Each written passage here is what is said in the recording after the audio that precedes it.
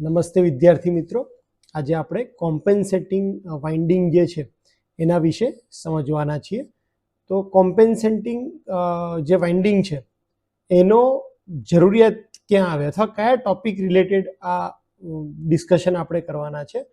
તો armature reaction આપણને ખબર છે કે આર્મેચર રિએક્શનની મેઇન બે ઇફેક્ટ છે. એક છે ડીમેગ્નેટાઇઝિંગ ઇફેક્ટ અને એક આવે છે ક્રોસ મેગ્નેટાઇઝિંગ ઇફેક્ટ. આર્મેચર રિએક્શનની અંદર જે ક્રોસ મેગ્નેટાઇઝિંગની ઇફેક્ટ છે એને દૂર કરવા માટે આપણે કોમ્પેન્સેટિંગ વાઇન્ડિંગનો યુઝ કરીએ છીએ. એટલે સૌથી પહેલાં જ્યારે પણ આપણે શબ્દ સાંભળીએ કે ભાઈ કોમ્પેન્સેટિંગ વાઇન્ડિંગ, તો આપણા દિમાગમાં પહેલાં આવવું જોઈએ કે આર્મેચર રિએક્શનના લીધે જે ઇફેક્ટ પ્રોડ્યુસ થાય છે કે જે ક્રોસ મેગ્નેટાઇઝ થઈ જાય છે, એટલે આર્મેચરના ફ્લક્સની ફિલ્ડ ફ્લક્સની દિશા, મેઇન ફ્લક્સની જે દિશા બદલાઈ જાય છે એના લીધે જે તકલીફ થાય છે એ ઇફેક્ટને દૂર કરવા માટે આપણે કોમ્પેન્સેટિંગ વાઇન્ડિંગનો યુઝ કરીએ છીએ.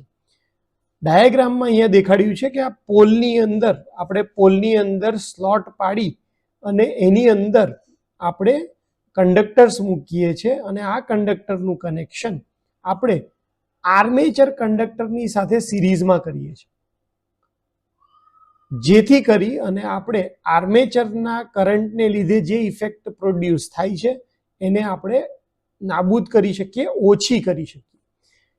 કારણ કે ઇન્ટરપોલ મૂક્યા પછી પણ આર્મેચર રિએક્શનની ઇફેક્ટ સંપૂર્ણપણે નાબૂદ નથી થતી, પર્ટિક્યુલરલી અથવા ખાસ કરીને પોલ શુની અંડરના એરિયામાં.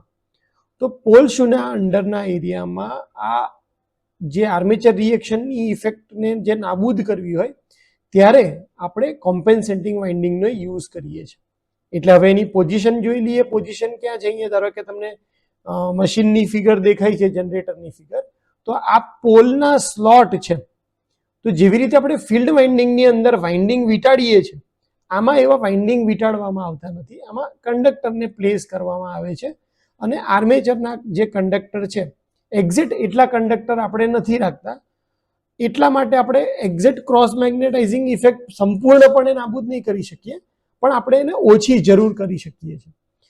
એટલે તમને ફિગરમાં અહીંયા દેખાશે કે આર્મેચર કંડક્ટરની સંખ્યા અહીંયા વધારે છે, પણ જે આપણા કોમ્પેન્સેટિંગ વાઇન્ડિંગના જે કંડક્ટર્સ છે એની સંખ્યા એના કરતાં થોડીક ઓછી છે. એટલે મોટી વાત આપણે જો કન્ક્લુડ કરીએ તો આ કોમ્પેન્સેટિંગ વાઇન્ડિંગ છે એ આર્મેચર રિએક્શનની ક્રોસ મેગ્નેટાઇઝિંગની અસરને નાબૂદ કરવાનું કાર્ય કરે છે.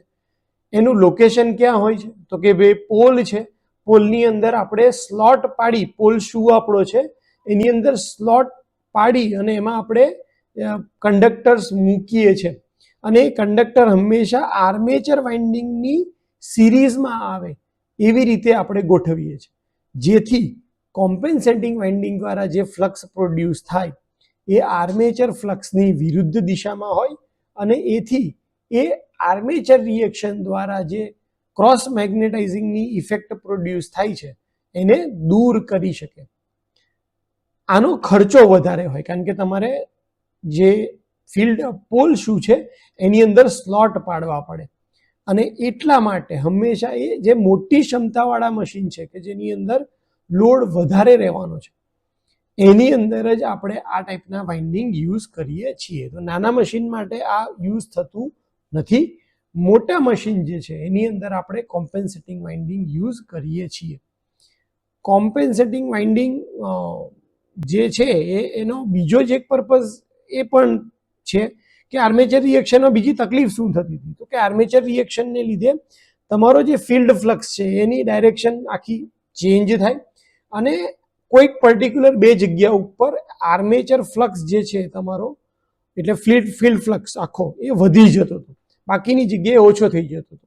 તો જે જગ્યાએ ધારો કે અહીંયા આ રીતે આપણે આગળ પણ આર્મેચર રિએક્શનમાં જોયું હતું, અહીંયા આર્મેચર રિએક્શનની ફિગર આપણે જોઈ હતી કે અહીંયા જો આ ફ્લક્સની આખો ક્રોસ થઈ ગયો અને અહીંયા આટલા પોર્શનમાં ફ્લક્સ વધી ગયો, અહીંયા ફ્લક્સ વધી ગયો, એનો મતલબ કે ફ્લક્સ ડેન્સિટી વધી ગઈ.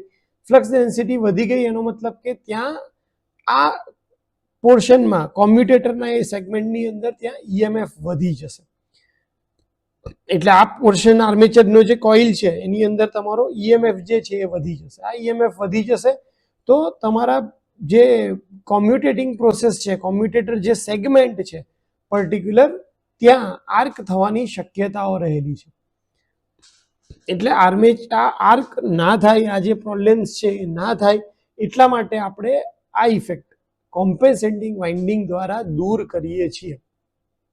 અહીંયા મેં આપણે આગળ ડિસ્કસ કર્યું એમ કે કોમ્પેન્સેટિંગ વાઇન્ડિંગ એ આર્મેચર વાઇન્ડિંગના એમ્પિયર ટર્ન, બંનેના એમ્પિયર ટર્ન સરખા હોતા નથી, અને એટલા માટે આર્મેચર રિએક્શન સંપૂર્ણ નાબૂદી કોમ્પેન્સેટિંગ વાઇન્ડિંગથી શક્ય નથી બનતી. એના માટે આપણે બે વસ્તુ યુઝ કરવી પડે, ઇન્ટરપોલ પણ યુઝ કરવો પડે અને કોમ્પેન્સેટિંગ વાઇન્ડિંગ પણ યુઝ કરવો પડે.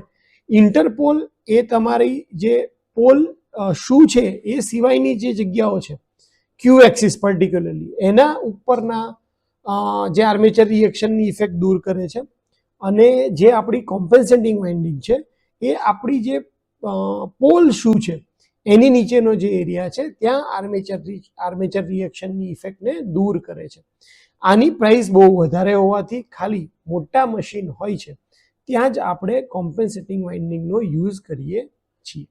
તો હોપ કે તમને કોમ્પેન્સેટિંગ વાઇન્ડિંગ વિશે ખ્યાલ આવી ગયો હશે, અને એક્ઝામમાં તમે આના વિશે લખવાનું આવે ત્યારે આ બે ફિગર ડ્રો કરી અને આ ટોપિક લખી બાકીના જે પોઈન્ટ્સ આપણે ડિસ્કસ કર્યા અને તમે તમારો પોઈન્ટ ઓફ વ્યૂ સમજાવી શકો છો.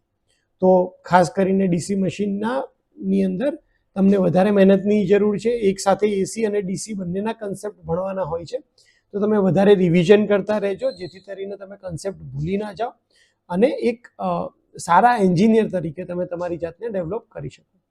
Thank you.